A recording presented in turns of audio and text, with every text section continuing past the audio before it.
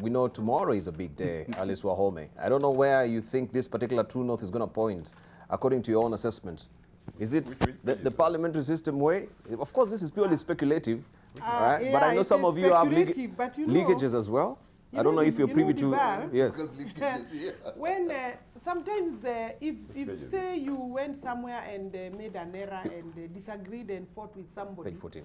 and then tomorrow you find a letter from a lawyer, you obviously know the contents of that letter is about the dispute that you had yesterday.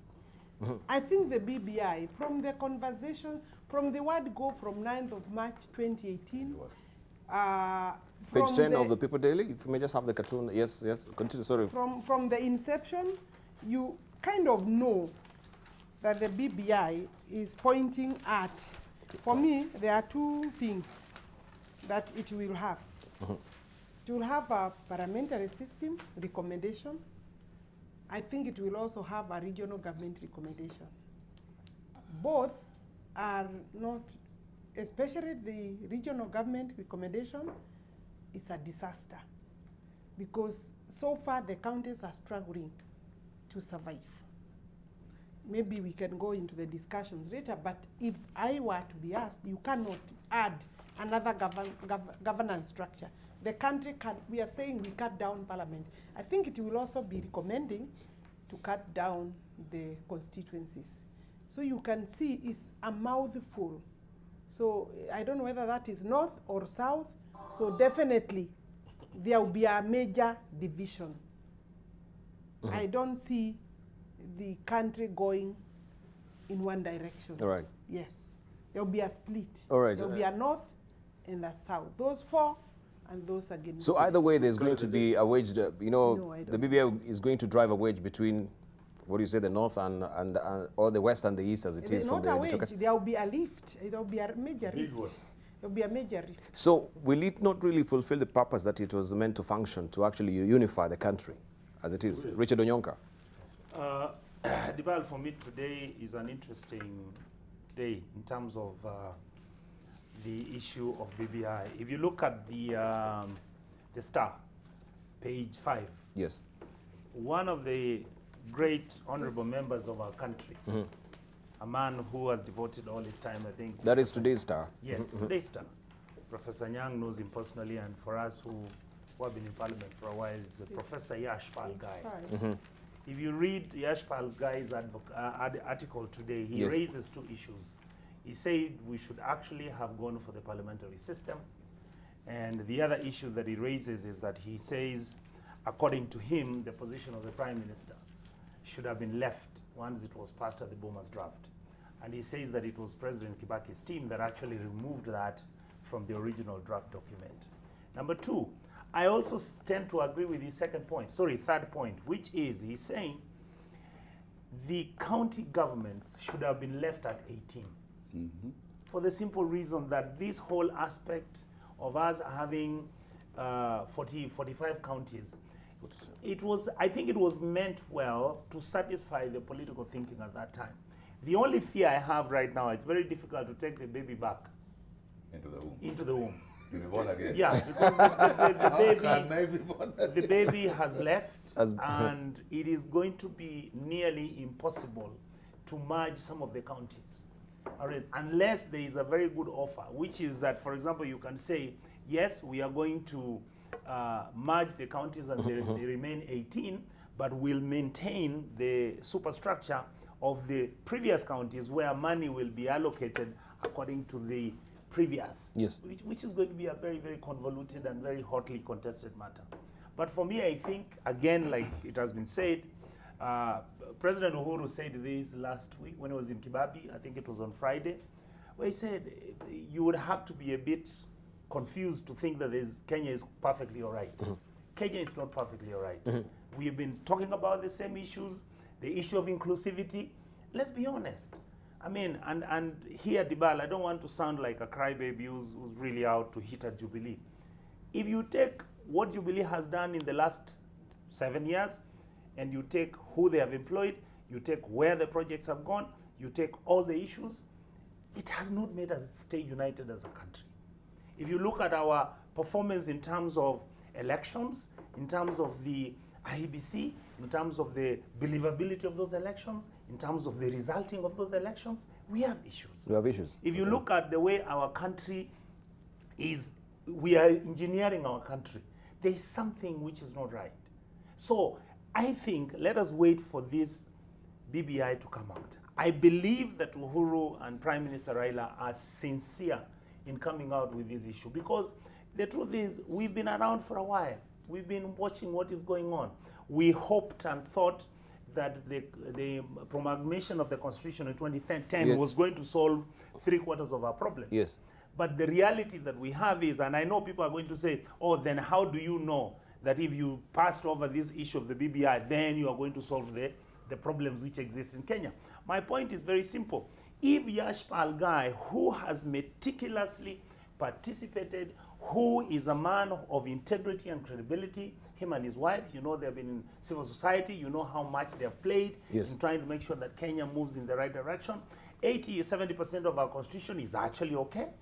The issues which mold and put our nation together are the ones which are lacking. The glue that makes the marriage work, that makes this marriage be forgiving, makes that what makes our marriage as a country that is supposed to make us feel more like Kenyans is what is missing, and we must fix that. All right, let's see from Haman Manyora on this as well. Maybe you want to comment on the editorial cartoon and what we have also on the Star, because we have also the allies of Deputy President who have taken a position as well. They're saying Ruto ready for PM job.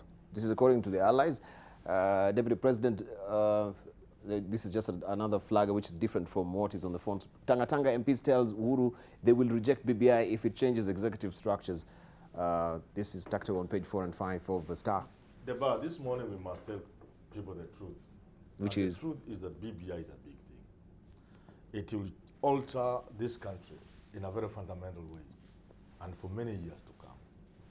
The second thing I think people will need to know is that it will have a way of succeeding.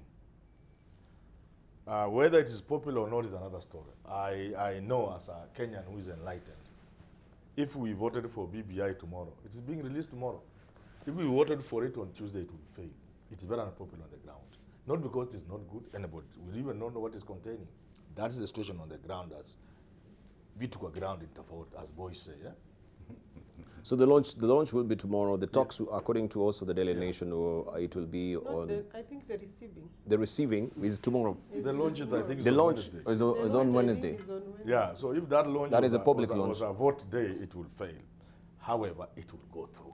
So the third thing we must also tell Kenyans, and that's where my governor from Murang'a sits, Alice Wahome governor, that to resist this thing, You're positioning you'll be doing Alice. yourself, a tsunami. it's not a tsunami, you'll be doing yourself the service.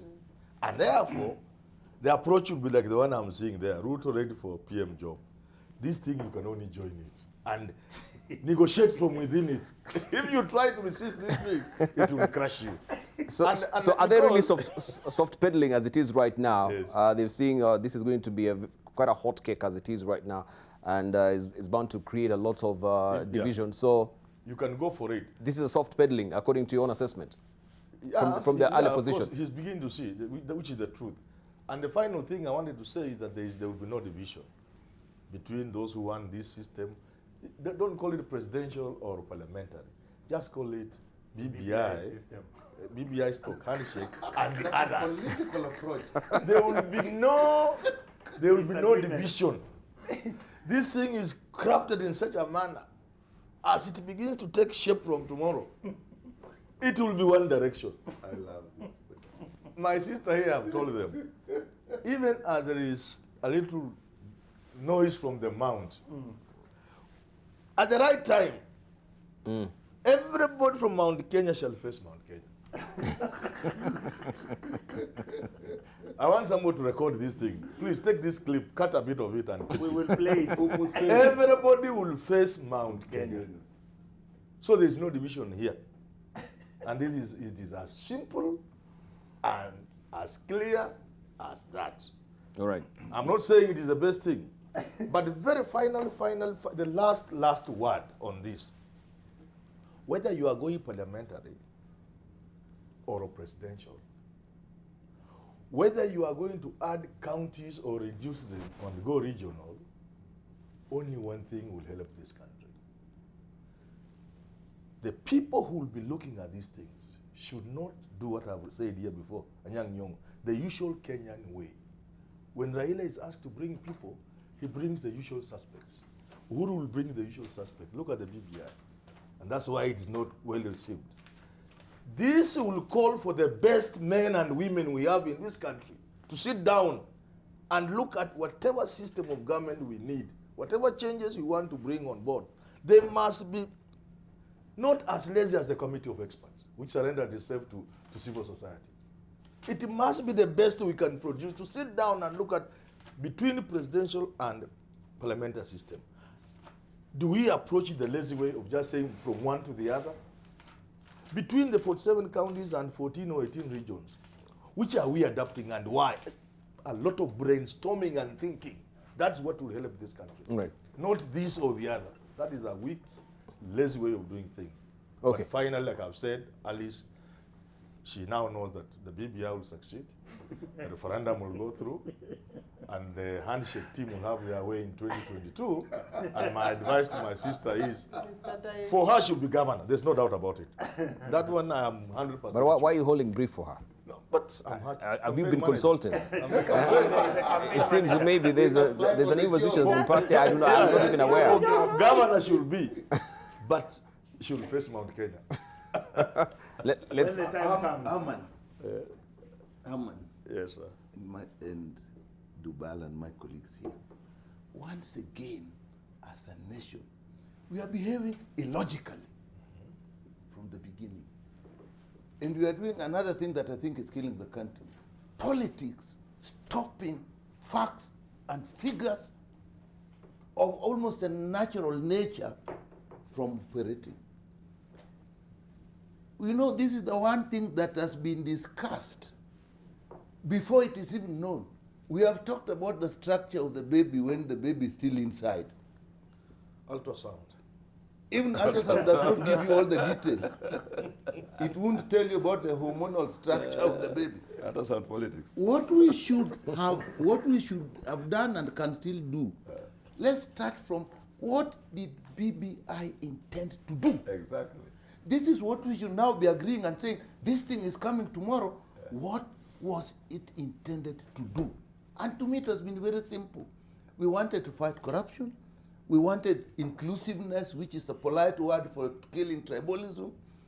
We wanted an electoral system where after the election, people are satisfied that I lost or I won there. We wanted cohesiveness. We wanted security. Like somebody asked, if there was no corruption, there was no tribalism, and all systems were working, does it matter to you who is the president as a Kenyan? No. It doesn't. If that is what it was intended to do we as a country, have we, in the period prior to the report, discussed its intention? We cannot discuss its content. Of course. Away from its intention. Mm-hmm. And if it came out that those things we wanted, the good things we wanted, may mean that we change the structures because the structures are stopping it from happening, then let's quickly agree that in that case, we will accept to change the structures.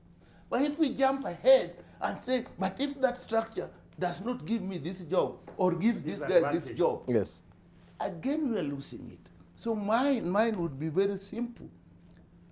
Let the BBI come. In fact, my approach would have been, let's now, before it is delivered, discuss what it wanted to do. Let them now say what it is bringing. Does it achieve those things we wanted? Thank you. Right. And if it means we change from parliamentary to presidential, we look at the facts. All right. If it means we look at the devolution, we look at the facts. But if we refuse before we have the content, we are getting it wrong as a nation. Thank you. And of course, we don't want to belabor the point. We eagerly wait to see, of course, what will be domiciled in that particular report. Then it will give us a rich stream of information to discuss. Totally, we agree. That's why we wanted just to tease out what we had with the cartoon, but not drill deeper on the report because we have no idea what it holds. Professor, But people have taken positions on what they don't know.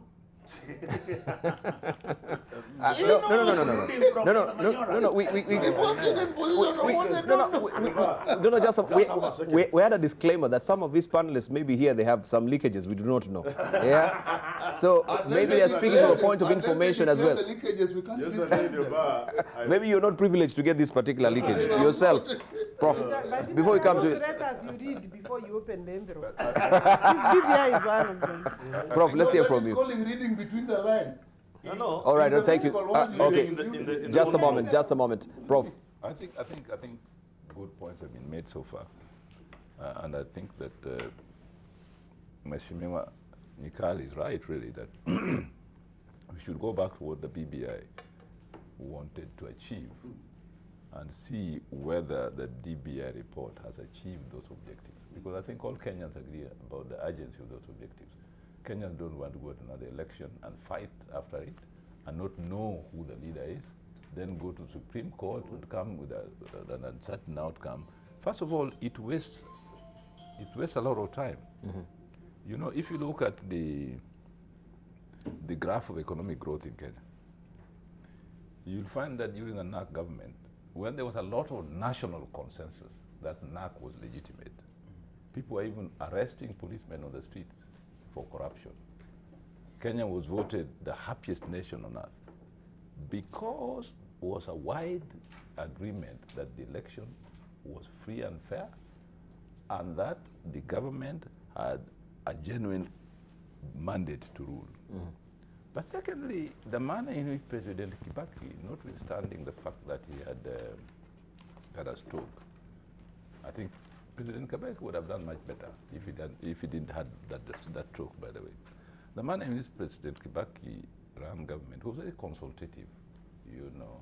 He went out of his way to bring into government even KANU people who were opposed to him, people like Jenga Karume, people like Nyachai. That is the element of inclusiveness. Yes, we beat you in elections, all right, but in order to achieve the national objective or national unity, come in, let's work together. I think that is why NAC, the only thing that made NAC break up was because there was not honesty and genuineness on implementing the MOU.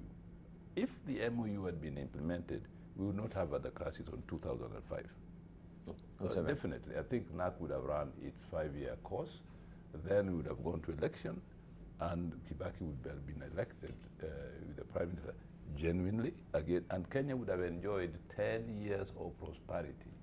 Unfortunately, because of the 2005 creation, we had a hiccup.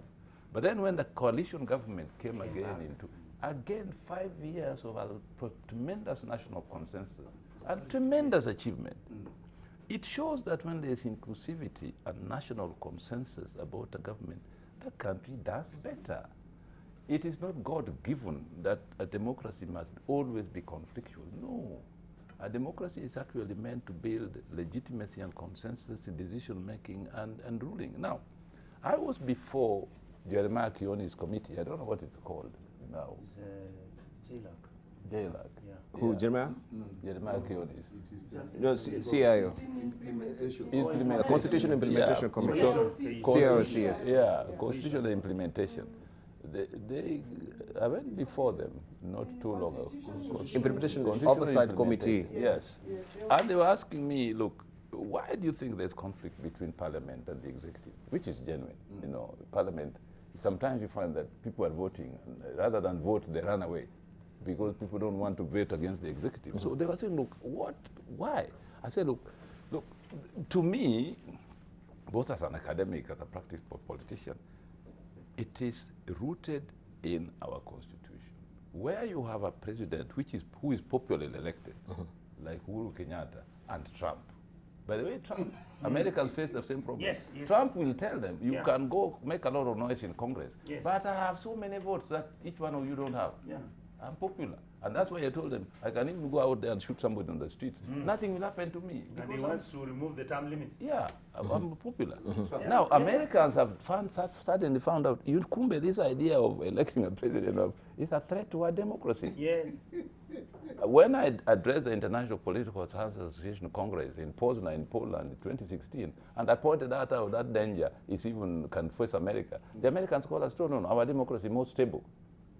That can only happen in Africa, but now it's happening there. Now, what I told them, the only way you can remove this perpetual conflict between the executive and parliament, bring the executive into parliament. Yes. Through a parliamentary system, Yes. where the prime minister is there and he will have to answer questions and do coalitions with members to build a consensus all the time. But if he knows he has powers by the constitution to do things which you cannot challenge, Why would he consult? why will he consult you? And many presidents do that, by the way. That is the weakness of presidential systems. So the difference between presidential democracy and parliamentary democracy, they both have certain levels of democracy. But the difference is that in parliamentary democracy, the executive is elected through political parties who then form coalitions or have a majority, and the executive is independent in parliament. It's a different form of democracy. But Prof, also pundits are pushing the idea or advancing the idea of having a hybrid. Instead of having a pure parliamentary system and a pure presidential, why can't we have a hybrid? A hybrid is a cowardly way of dealing with the problems. You know, good leaders make difficult decisions at difficult times. We must be able to make difficult decisions at difficult times. If you can't make difficult decisions at difficult times, you are not a good leader. So, I mean, the kind of thing that President Uhuru Kenyatta and Raila Amolo Odinga did in March last year was making a difficult decision at a difficult time to solve a problem of a nation. So we should not think, because we are disagreeing or debating seriously parliamentary, and we should have a halfway, have a hybrid thing, which is neither hot nor cold. It is not going to help. We should still postpone our problems for years and years. Remember what Lenin once said. Not that Lenin was perfect, but he said something very interesting. He said, a society can be ripe for a revolution. But if there are no catalysts for that revolution, and that revolution does not take place, a society can enter into a period of decay. And that period of decay can go for decades and decades. Look at Haiti. Haiti has been one of the longest independent countries, I know, 200 years or more. But Haiti up to today is grossly underdeveloped compared to Cuba. Or Dominican Republic across. Why? Because Haiti, they have never been able. They have never been able to grapple with that issue. In Cuba in 1958, when they found that the Batista regime, the imperial regime, the feudal regime was not, they made a decision under revolution. Okay, but they chose a system which developed that nation. Thank you. I'm not saying that we go that particular direction, but we must be able to make difficult decisions at difficult times that will push this country. So and the thing is that the BBI now gives us the opportunity to debate and make those difficult decisions. So hybrid way is a cowardly way to go. That's a cowardly way to go. There's a footnote I want to raise here, and I think Professor Manyora, you actually raised this last week when we were here. This whole debate, Dibal, is not about the winner takes it all. Yes. For me, and when Professor Manyora raised it here, we kind of laughed it off and we didn't get to it. There is absolutely nothing wrong with Deputy Prime Minister, former Prime Minister, Deputy President, and President Uhuru, and Musalia, and Wetangula, all these political leaders, all our governors, sitting down and actually saying, gentlemen, we can actually agree to have a win-win. This thing doesn't have to be that, like I see my colleagues who are talking about, if the BBI is all going to be about pushing our brother, Deputy President Ruto out of the table, then we will not accept. It shouldn't be that way. I believe sometimes in nation building, there are times when leadership comes together and sits down and passes laws which are deliberately geared, taking the country in a given direction. And I believe this is the time that our country needs to go in a certain direction. We have been doing well, yes, but look at where we are. Look at our economy. Thank you. Yes. Right. I want just to reserve that also because the Business Daily has a very interesting also headline as well. Maybe we can just get final rounds on the BBI. Haman Manyora? Yeah, So we eagerly wait for tomorrow. Nothing else to say? We of course, we know what is there. We don't want to. Yesterday, Donald Kipkorir and I were invited for a meal at Atuli's place, and he kind of carried the photograph and tweeted, hey, the kind of reactions I saw. People, if you are discussing BBI, it doesn't mean you are discussing the BBI report. What is not out is the BBI report. But the BBI as an idea has been with us, and the handshake has been with us from 9th of March last year. But just a quick rejoinder to what some of these people are saying. If you come with these specifics you are trying to bring on board, Professor Nyang' Nyong'o, governor, you are going to lose. Even the issue of parliamentary system must first be digested and discussed well.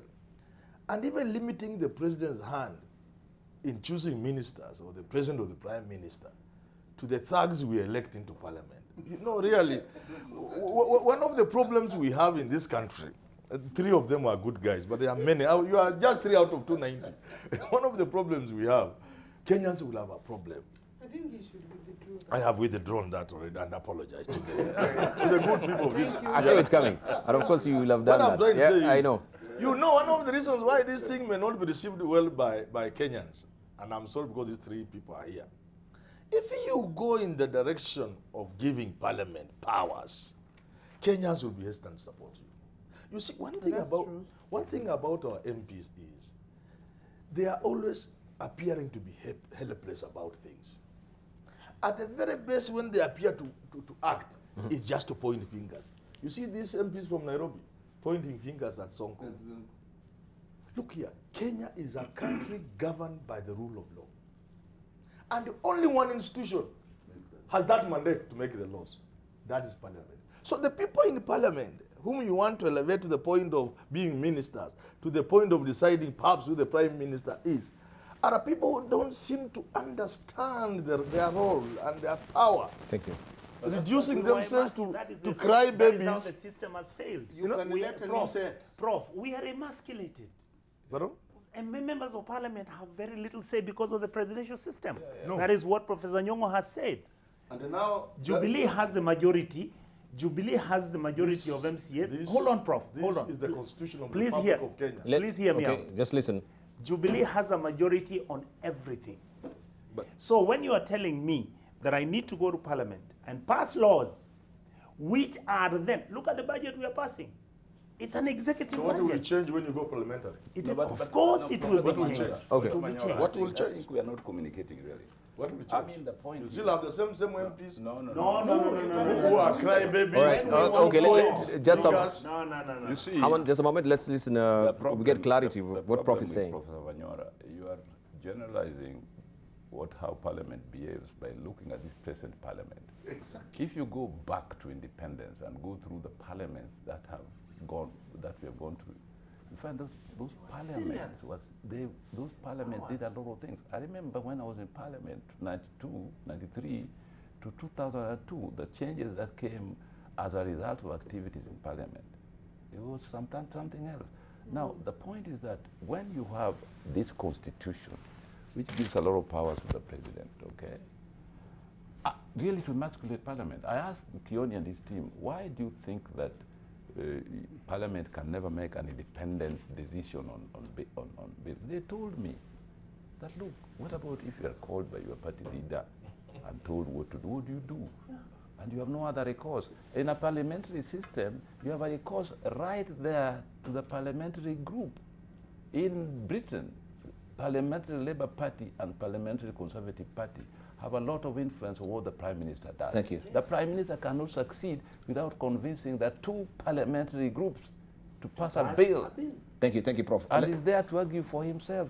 Thank you, not Prof. second to somebody else. Right, Alice. Kenyans should be voting. Just a moment. Let's hear from Using Alice. the current Haman, please. parliament. Yeah. Alice. I think parliamentarians have rendered themselves, at the mercy of the executive. That is true.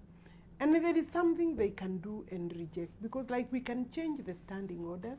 Correct. Because I think one of the problems is that, You see, the party leaders can write to Parliament, to the Speaker, and the minute the Speaker receives a de-whipping letter, removing a member from either chairing or removing you from the membership of the committee, then you automatically cease to be the chair.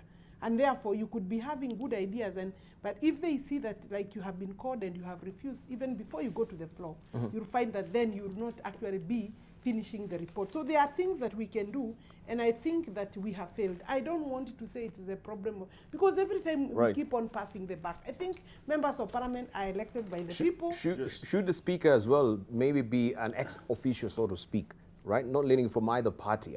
I think maybe... I think speakers don't have a vote.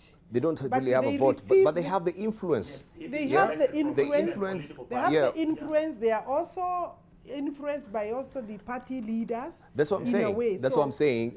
Maybe moving forward, even looking at it, because we don't know if it's going to be a constitutional amendment or it's going to be a referendum. Still, we've not really gotten clarity what it's going to bring on the floor. Just a moment. That's what I'm asking. Can we have also a speaker who's not leaning on either party? Is an ex-official, so to speak, so that we do not have the influence of the party really bearing on the Speaker of the House? The governance structure is laid out is that the government has to present proposals to Parliament to be able to move. I mean, under this constitution, there are so many things that the government cannot do without the approval and without processing of things in Parliament. So again, it's really like, it's a very... ticklish ground to be in. The balance is very tricky, because then Parliament can also render the government useless. It can stop a lot of things from being done. And so the constitution is quite also a challenge. Yeah, because, so either way, the government also needs to have a way that it can have members working with it. Let's take the final rounds of thought. Just let's go sequentially. We begin with Richard Onyoka. We'll come to you. Richard. Yes, sir. All right. No, please repeat. Please repeat. Yeah, the thought I was throwing actually on the table. Do you think the Speaker, because he's coming from a party, he's put there through a party. Thank you. How can we make him or uncouple the Speaker from the whole system? What I was raising for me is, I have been in the Parliament before the Constitution was promulgated. I saw, if Kenyans can remember, you remember when the issue was brought on. You remember the issue of Kimunya must go? Yeah, Dr. Nyikal, please. When Boni Halwale was actually on the floor, I remember there was a Saitoti issue. I remember there was an issue on my party leader, Moses Wetangula, when people were actually being put to account. I mean, right now, a member of parliament could actually bring a question to the floor of the House and the minister would be there the following day. Right now, if I raised a question in parliament about corruption on any matter, most probably, if that matter is not brought on the order paper, which it will not be brought, it will most probably go on, it will be brought on the order paper after 9 months. That matter would have been overtaken by events. In other words, the system that we have and the structures which do exist have actually systematically and deliberately emasculated the capacity of a member of parliament. Thank you. Let Kenyans know that. Thank you. It is not that we are inept. We are the same members of parliament who were there, 15 years ago? And we were very different. So what has just happened is the new constitution, and those are the changes that we must discuss. Right. Okay. I've been in James. parliament actually during just in the presidential system. And I'm convinced that the presidential system as it is has emasculated parliament, particularly with the majority. Yes. Because I'll give you just one example. We voted that pharmacists should look after bandages and syringes instead of nurses. We rejected it. It went to the president. It was brought back. And it not only brought back that we look at his observation, it was brought back with an amendment, which basically went through, because now it was mobilized through the party. Yes. And it is the structural system.